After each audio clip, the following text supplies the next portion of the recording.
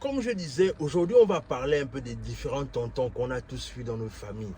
Là où en fait, il y avait des tontons qui étaient du genre, les tontons, il y avait c'était des tontons députés ou des tontons sénateurs ou ministres. C'est-à-dire que ce sont des tontons là où, du genre, quand on a besoin de quelque chose, on ne peut pas passer sans, on ne peut pas faire quelque chose sans passer par lui en fait. C'est-à-dire, par exemple, s'il y a une cérémonie, tant qu'il n'est pas là, la cérémonie ne commence pas. C'est-à-dire s'il y a par exemple un décès dans la famille, tant qu'il n'est pas là, même s'il est né déjà là, tant qu'il n'est pas là, on ne commence quoi que ce soit.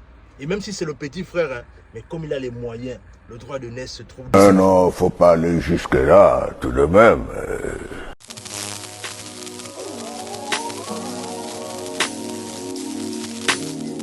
Salut, moi c'est Warren et bienvenue dans ma chaîne Vestige. Ici, on parle développement personnel, on parle d'entrepreneuriat, on parle d'immigration aux États-Unis, au Canada. Ce sont des thématiques qui te parlent de choses à faire.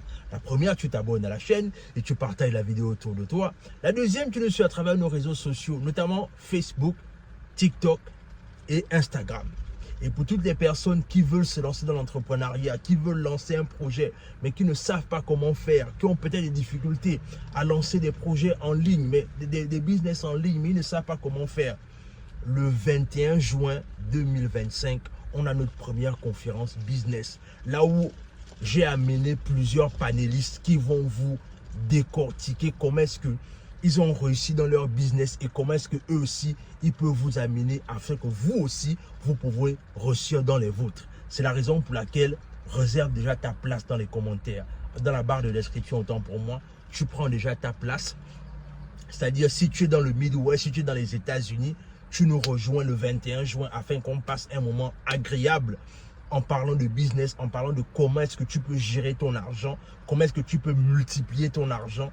Chaque panéliste va venir décortiquer, va donner son secret de réussite en fait. Donc, prends simplement déjà ta place dans les commentaires. Et si tu es peut-être à distance, tu n'es pas dans les États-Unis, bien que tu es hors du Nebraska et que tu es peut-être loin et que tu ne peux pas venir, on a également prévu le streaming. C'est-à-dire ce sera possible de prendre ta place dès maintenant. Et quand tu prends ta place, on va mettre en place une opération qui va faire en sorte que même ceux qui sont à distance pourront assister à la conférence et poser des questions. Donc, il n'y a pas d'excuse pour ne pas... Mais le droit de naissance se trouve dans sa poche. On va parler de ces différents tontons-là aujourd'hui. Alors, le truc, c'est qu'il faut savoir une chose, c'est que la réalité, c'est qu'en Afrique, quand tu es pauvre en Afrique, ça te coûte cher. Ça te coûte cher.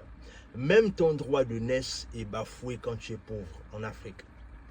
Et en grandissant, j'ai un peu vu ça. C'est-à-dire, ce sont des choses que j'ai beaucoup vues dans les familles dans lesquelles je partais, même autour de moi. Je voyais ça combien de fois on traitait certaines personnes parce qu'ils n'avaient pas de moyens. Et avec le temps, je me suis dit que, et ça j'ai même parlé de ça avec un ami il n'y a pas longtemps, c'est-à-dire que en vérité, encore une fois, dans certaines familles, il y a des gens qui sont spécialisés, qui ont les moyens que tout le monde vienne toujours voir dans la famille. Alors, mais ces personnes qui ont les moyens dans la famille, là, souvent, je me suis posé la question de savoir qu'est-ce qui fait que ces personnes-là qui ont autant de moyens dans la famille, que d'attendre qu'à chaque fois qu'il y a un besoin dans la famille, il faut toujours que, à chaque fois que quelqu'un a un problème, c'est faut aller voir tonton tel. Oh, faut aller voir tonton tel à chaque fois qu'il y a un problème. Et je me suis posé la question de savoir, mais pourquoi tonton X ne créerait pas en fait peut-être un business ou encore une entreprise qui va faire en sorte que tous les petits qui ont les problèmes ou bien toutes les personnes dans la famille qui ont du mal à joindre les deux bouts puissent pouvoir être autonomes en fait. Pourquoi est-ce que tonton tel ne fait pas ça en fait? Pourquoi est-ce qu'il est toujours en train d'attendre que on vient le voir pour qu'il puisse donner un petit 100 francs à quelqu'un, un petit 1000 francs à quelqu'un, et puis ça fait comme si c'était tous les aides. Pourquoi est-ce que le tonton là ne fait pas quelque chose pour la famille, pour aider tout le monde? En fait, en vérité, c'est en grandissant maintenant que je réalise en fait que, vous savez, dans les familles, hein, dans certaines familles, je ne veux pas généraliser non plus, dans certaines familles, la pauvreté est entretenue en fait. Oui, la pauvreté est entretenue dans certaines familles.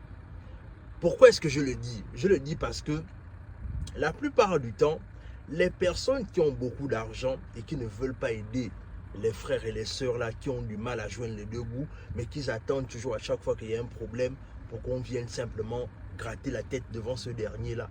C'est parce qu'en fait, quand je parle du fait que la pauvreté est entretenue, c'est parce que ce dernier là, il aime avoir le dessus sur ces personnes là en fait.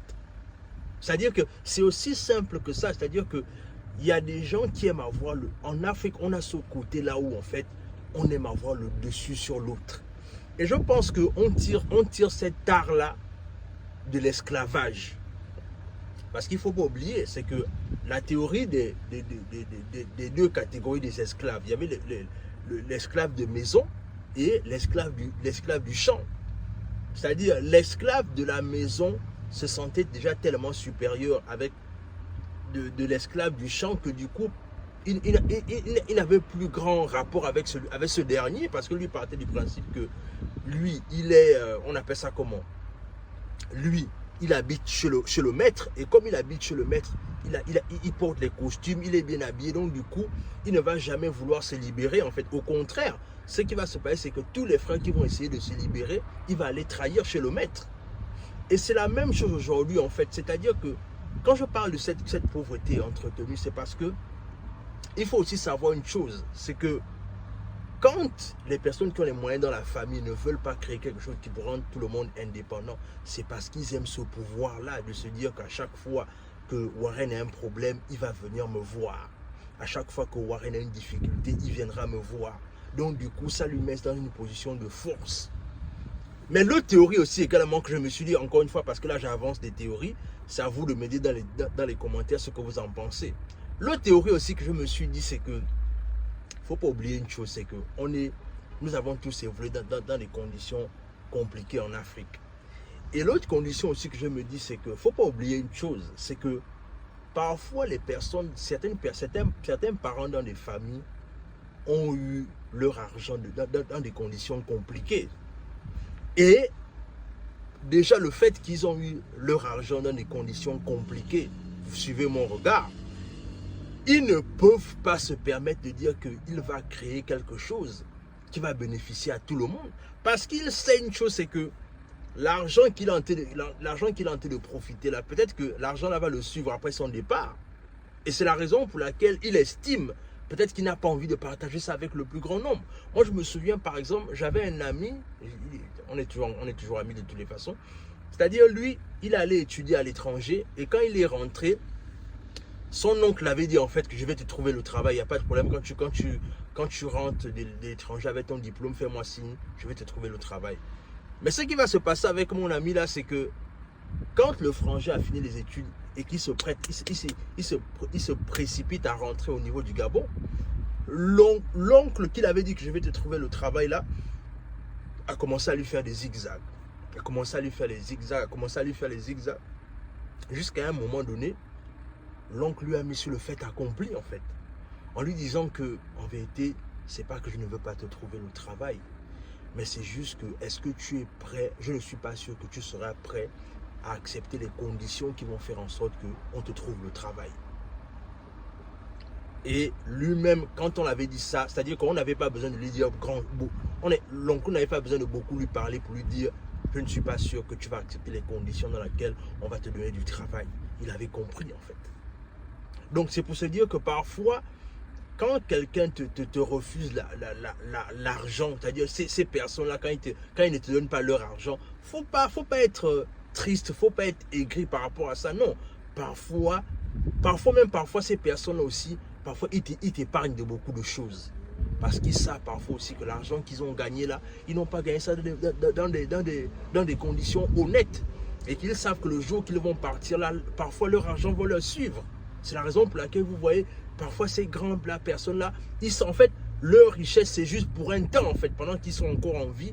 Et quand ils partent, du jour au lendemain, on ne sait pas par quelle raison, comment est-ce que leur argent finisse par s'évaporer, en fait. Et même parfois, les biens qu'ils ont laissés finissent simplement par partir également. Donc, moi, je voulais vraiment lancer un clin d'œil là à tous ces tontons-là, qui sont dans les familles là, que souvent on a tous grandi avec ces tontons-là, qui avaient l'air un peu mystérieux, mais on ne savait pas pourquoi. Dis-moi dans les commentaires, est-ce que toi aussi tu as eu un oncle comme ça là ou un oncle comme ça dans ta famille? Je vais te lire dans les commentaires et quelle est l'histoire derrière ça. Sur ce, n'oubliez pas de prendre vos tickets pour la conférence. A plus.